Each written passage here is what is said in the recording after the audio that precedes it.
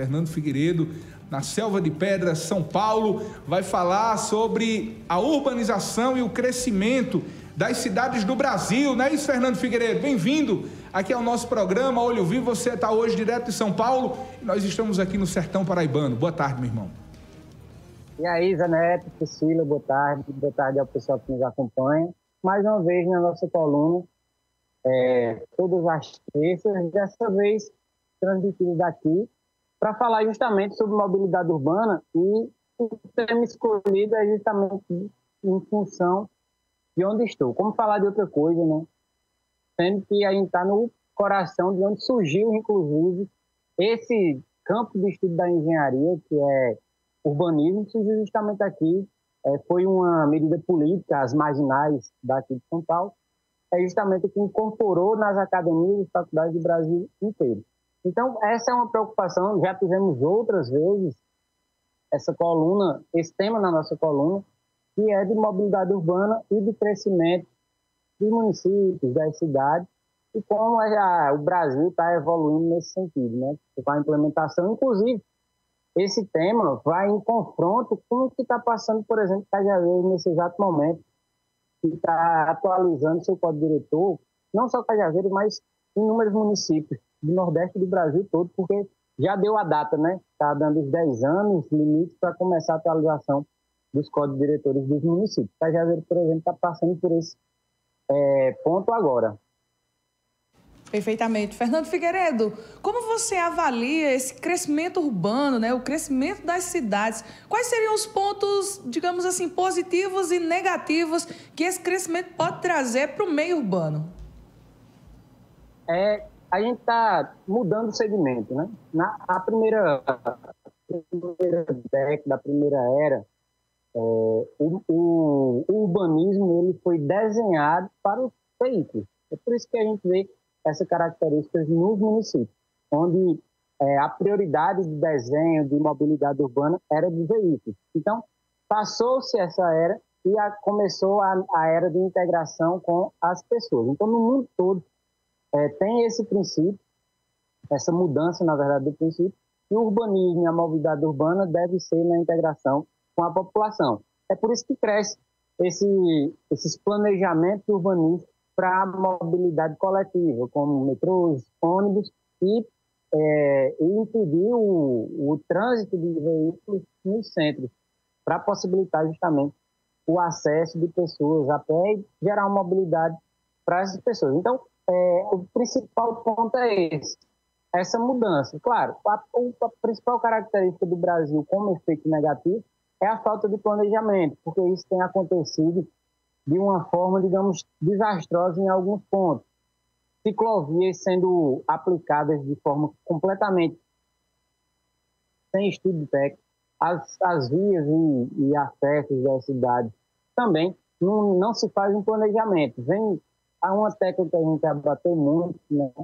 As emendas parlamentares, então consegue-se uma verba e vem sem ser suficiente para planejar o todo. Então, vai fazendo por etapas e cada obra ela é meio que individual. Não pensa-se numa obra como um coletivo todo, que é outras obras que vêm no futuro. Esse é o principal empecilho.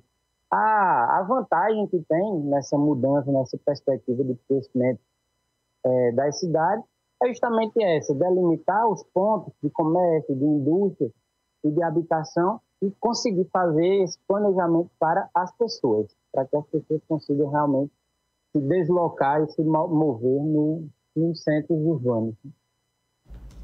Perfeitamente. Fernando Figueiredo, na nossa coluna Diário de Obras de hoje, falando sobre urbanização e crescimento das cidades no Brasil e diretamente da nossa selva de pedra brasileira, que é a cidade de São Paulo, né? A cidade de São Paulo é um exemplo de crescimento da cidade, né? Dessa urbanização desenfreada, de uma cidade que vai crescendo e vai empurrando, né?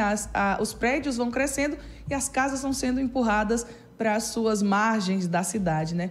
Você acredita que esse processo que aconteceu, né, em São Paulo, que acontece diariamente, pode acontecer aqui pelo sertão da Paraíba? Tem algum exemplo de alguma cidade daqui da nossa região? Acontece sim, com toda certeza, porque aqui, por ser a maior cidade do Brasil, uma das maiores cidades do mundo, tem todos os exemplos de melhor desenvolvimento e de pior. Então, tudo que você quiser encontrar de bom e de ruim quanto à mobilidade e à gestão urbanística, tem aqui. E, com certeza, isso é um espelho para as demais cidades. Isso acontece em todos os locais. Aqui, por exemplo, o trânsito é caótico, precisa fazer rodízio da placa de carro.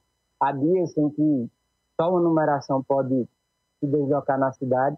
Então, isso daí é um problema gigante por conta da quantidade de veículos. Como você disse, tem uma quantidade absurda de prédios, de pessoas, né? É um conglomerado realmente urbanístico imenso e com tantas pessoas convivendo num único local, é realmente complicado. Porém, em contrapartida, tem modelos aqui de gestão que são aplicados em todas as universidades do Brasil, que são realmente modelos urbanísticos.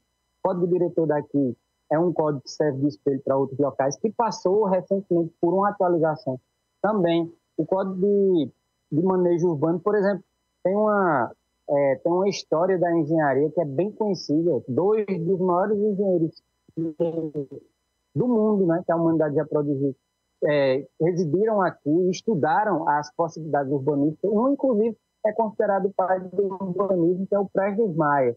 E eles meio que debatiam, porque são de correntes diferentes, né, com Saturnino de Brito. Então, essas duas correntes, elas debateram freneticamente. Prestes Maia, inclusive, chegou a ser prefeito do município, e foi o pai do urbanismo, porque liderou as frentes de pesquisa e implementação das marginais, por exemplo, para deslocamento rápido. Como eu disse, não é que ele estava errado. Era outra linha de pensamento e de estudo à época, onde os veículos eram as prioridades. A Saturnino de Brito, ele é um dos pais, dos precursores do saneamento, né? Do saneamento básico, drenagem urbana, etc. Então, o pensamento dele era fazer com que São Paulo tivesse acesso à drenagem. E isso pode ser replicado ou aplicado em todas as cidades do Brasil, porque todos precisam de planejamento urbanístico e todos passam por esse problema. Aqui na coluna, a gente, por exemplo, já fez várias vezes sobre tanto mobilidade urbana quanto esses problemas de saneamento básico. Cajazeiras, por exemplo, aí agora está fazendo uma de suas maiores obras de saneamento.